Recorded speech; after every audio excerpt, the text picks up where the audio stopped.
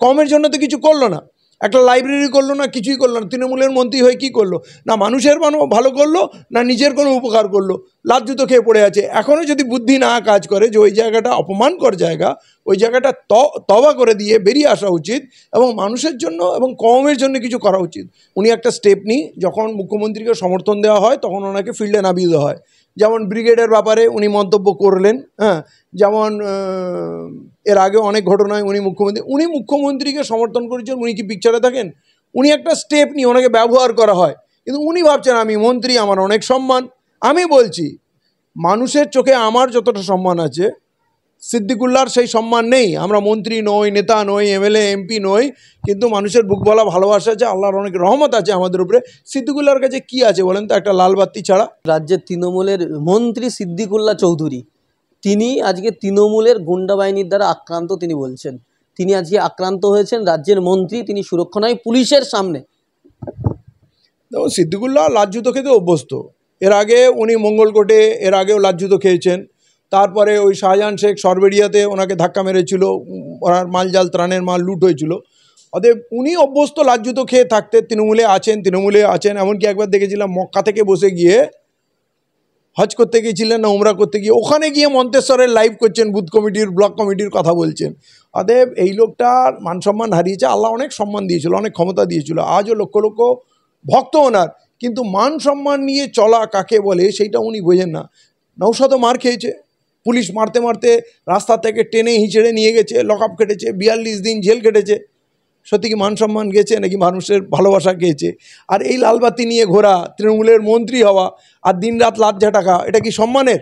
তো আল্লাহ সম্মানের মালিক আর জিল্লাতেরও মালিক। তো এ যদি আল্লাহর কাছে কাটা কাটা করে, কমের জন্য তো কিছু করলো না, একটা লাইব্রেরি করলো না, কিছুই করলো না। তৃণমূলের মন্ত্রী হয়ে কী করলো? না মানুষের ভালো করলো, না নিজের কোনো উপকার করলো। লাজ্জুতো খেয়ে পড়ে আছে। এখনও যদি বুদ্ধি না কাজ করে যে ওই জায়গাটা অপমানকর জায়গা, ওই জায়গাটা তবা করে দিয়ে বেরিয়ে আসা উচিত এবং মানুষের জন্য এবং কমের জন্য কিছু করা উচিত। জমিয়তে উলামায়ে হিন্দের এত বড় নেতা, সর্বভারতে একটা এত বড় নাম, তার এত শক্তি, তার এত কোনো কিছুর অভাব ছিল না। তৃণমূলে গিয়ে উনি শুধু বেইজ্জত হয়েছেন। আর আনিস খান মরেছে তখন উনি সরকারের পাশে ছিলেন, আবু সিদ্দিকী হত্যা হয়েছে তখন উনি সরকারের পাশে ছিলেন, এনআরসি আন্দোলনের সময় উনি মুখ্যমন্ত্রীর পাশে ছিলেন, আমাদের ওবিসি সার্টিফিকেট বাতিল হয়েছে, মুসলমানদের পরে আসেনি, উনি মুসলমানদের জন্য কিছুই করলেন না। জমিয়তের নেতা হয়ে জমিয়তটাকে বিক্রি করে একটা মন্ত্রী পদ নিলেন, যে মন্ত্রী পদটা খায় না মাথায় দেয় আমরা বুঝি না। এইটুকু বুদ্ধি নেই, কেমন আলেম আমি বুঝি না। আর এর পিছনে যে লক্ষ লক্ষ আলেম আছে, তারাও কি তাকে একটু বুঝায় না, বুদ্ধি দেয় না, যে মরার আগে অন্তত তওবা তিল্লা করে মানুষের পাশে থাকুক, কিছু একটা করুক। এখনও তো বুদ্ধি কাজ করছে না। এই যে মার খেয়েছে, কত ঘন্টা হয়ে গেছে, এখনও কি কোনো পদত্যাগপত্র দিয়েছে, কোন ঘোষণা দিয়েছে, কিছু করেছে কি? এখনও ওই মমতার কাছে পড়ে থাকার একটা ফিকির রয়েছে, ভাবছে 26-এ যদি টিকিট পাই। তো আমি তো বলবো এইরকম লোককে মমতা হয়তো 26-এ টিকিটও দেবে না। তা নাহলে যদি টিকিট দিত তাহলে ওই দলের কর্মীদের নিয়ে লাজ্জুতো খাওয়াতো না। মানে এইটা কি তৃণমূল কি চাইছে সিদ্দিকুল্লাহ চৌধুরীকে সাইড করতে? তাই জন্য তৃণমূলের কর্মীকে দিয়ে মন্ত্রীকে আক্রমণ? কারণ মন্ত্রীকে আক্রমণ করার হিম্মত তো তৃণমূলের সাধারণ কর্মী থাকে না। না, থাকে না, কখনো করবেও না। সাইড করার কথা বলছেন, উনি সাইডেই আছেন। উনি একটা স্টেপ নিই, যখন মুখ্যমন্ত্রীকে সমর্থন দেওয়া হয় তখন ওনাকে ফিল্ডে নামিয়ে দেওয়া হয়। যেমন ব্রিগেডের ব্যাপারে উনি মন্তব্য করলেন, হ্যাঁ, যেমন এর আগে অনেক ঘটনায় উনি মুখ্যমন্ত্রীকে সমর্থন করেছেন। উনি কি পিকচারে থাকেন? উনি একটা স্টেপ নিয়ে ওনাকে ব্যবহার করা হয়, কিন্তু উনি ভাবছেন আমি মন্ত্রী, আমার অনেক সম্মান। আমি বলছি মানুষের চোখে আমার যতটা সম্মান আছে সিদ্দিকুল্লাহর সেই সম্মান নেই। আমরা মন্ত্রী নই, নেতা নই, এমএলএ এমপি নই, কিন্তু মানুষের বুক বলা ভালোবাসা আছে, আল্লাহর অনেক রহমত আছে আমাদের উপরে। সিদ্দিকুল্লাহর কাছে কি আছে বলেন তো, একটা লাল বাতি ছাড়া কিচ্ছু নেই। কিন্তু এই লোকটাকে অপমান করছে, কিন্তু এই লোকটার অপমান হচ্ছে না। অপমানিত হলে বেরিয়ে আসতো। এই লোকটাকে অপমান করছে মুখ্যমন্ত্রী, এটা জানেন। এখন উনি হিন্দু হয়েছেন, মুখ্যমন্ত্রী একসময় মুসলমান হয়েছিলেন, কলমা টলমা পড়ছিলেন, এখন উনি হিন্দু হয়েছেন এবং হিন্দু ভোট জিততে চাচ্ছেন। উনি এই মুসলমানদের অপমান করছেন। আপনি দেখুন না, এই আলিয়া ইউনিভার্সিটির ব্যাপারটা নিয়ে এটা করছেন, এতে মানে এক শ্রেণীর হিন্দুদের, সব হিন্দু তো এটা চাইবে না। উনি বিজেপি যেই কাজটা করতে পারে, আলিয়া ইউনিভার্সিটিতে বাধা দেওয়া, মুসলমানদের ওবিসি যাতে না পায় চেষ্টা করা, যতগুলো কাজ বিজেপি করতে পারে, এই প্রসাদ বিতরণ করা রাশনের মাধ্যমে, ওইখানে মন্দির স্থাপনা, জগন্নাথ ধাম মানে সরকারি টাকায়, যতগুলো কাজ বিজেপি করতে পারে ততগুলো কাজ, নক্কারজনক কাজ মমতা বন্দ্যোপাধ্যায় করে হিন্দু ভোট পেতে যাচ্ছেন। এবং এখনও ওনার বিশ্বাস মুসলমান ভোট তো ফ্রিতে পাওয়া যায়, ওদের কিছু দেওয়ারও দরকার নেই, এমনকি ইজ্জতও দেওয়ার দরকার নেই। এটা যদি সিদ্দিকুল্লাহ না বোঝে আর কারো বোঝার ক্ষমতা নেই। এখন কি করা উচিত? সিদ্দিকুল্লাহ চৌধুরী কি উচিত তৃণমূল ছেড়ে বেরিয়ে আসা, কি মনে করেন? মানে আমরা বলার কে? সিদ্দিকুল্লাহ আমাদের কি শুনবে? আমরা সিদ্দিকুল্লাহকে অনেক জ্ঞান দিয়েছি, অনেক বলেছি যে কমের পাশা দাঁড়ান, দুনিয়ায় কিছু না হলে আখেরাতে কিছু হবে। আপনি একজন আলেম মানুষ, আপনার কথা লোক মানে, ফলো করে।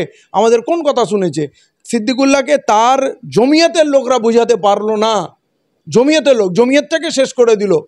যদি শেষ বয়সে তওবা তিল্লা করে যদি নিজের ইমান দুরুস্ত করতে চায়, ইমান বাঁচাতে চায়, আল্লাহর কাছে কাটা কাটা করে ক্ষমা চেয়ে, মুসলমানদের উনি কিছু করতে পারবেন না। নিজের সম্মানটা যদি বাঁচাতে চান তাহলে এখনও সময় আছে, তৃণমূল ছেড়ে বেরিয়ে আসুন। উনি যে মুসলমানদের নেতৃত্ব দেবেন, অনেক কিছু করে দেবেন তা না, ওনার আখেরাতের জন্য এবং এই দুনিয়ায় মান সম্মান নিয়ে চলার জন্য ওনার ইমিডিয়েট এই তৃণমূল দলটাকে ত্যাগ করা উচিত। শেষ একটা বিষয় যেটা জানতে চাইবো যে কদিন আগে আমরা দেখেছি গত মাসের 24 তারিখে বিধানসভার মধ্যে মুসলিমদের কয়েকজন প্রতিনিধি তারা মুখ্যমন্ত্রীর সঙ্গে বিধানসভার মধ্যে দেখা করলেন, গোপন বৈঠক। আমরা সেই খবর ফাঁস করতেই বাংলার রাজনীতিতে একেবারে চাঞ্চল্য। সেখানে দেখা যাচ্ছে অন্যতম যিনি ছিলেন মাওলানা কামরুজ্জামান, যিনি সংখ্যালঘু আন্দোলনের অন্যতম নেতৃত্ব দিয়েছেন এবং মুসলিম পার্সোনাল ল বোর্ডের পশ্চিমবঙ্গের তিনি সদস্য। কি বলবেন বিষয়টা নিয়ে? গোপন বোঝাপড়া। এবং ওই তিনজনের মধ্যে দুইজনকে খুব ভালো করে চিনি। একজন জিম নামাজ, আপনার ইন্টারভিউতেই ওইটা দেখেছি, জিআইয়ের। আর একজন হচ্ছে কামরুজ্জামান।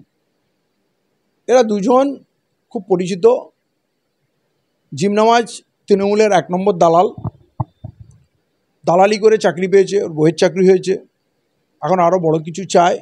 মাঝে মাঝে বুদ্ধিমান লোক, শিক্ষিত লোক, দারুণ লেখে, মাঝে মাঝে প্রতিবাদী লেখাটাকা লিখে একটু জনপ্রিয় হওয়ার চেষ্টা করে, কিন্তু সবসময় তৃণমূলের নেতা মন্ত্রী হাবি জাবি এদের আগে পিছে ঘুরতে থাকে। অতএব ও বহুদিন ধরে অপেক্ষা আছে, হয়তো একটা 26-এ এমএলএ টিকিট ফিকিট পাবে, সেই জন্য দৌড়ঝাঁপ করছে। এদের আমরা চিনি, এদের নিয়ে খুব একটা বেশি কিছু বলা নেই। মমতা বন্দ্যোপাধ্যায়ের অফার এইরকম সব মুসলিম নেতাদের কাছে যাচ্ছে, হ্যাঁ চলে এসো এইখানে, এই মমতাকে সাহায্য করো, অমুক তমুক।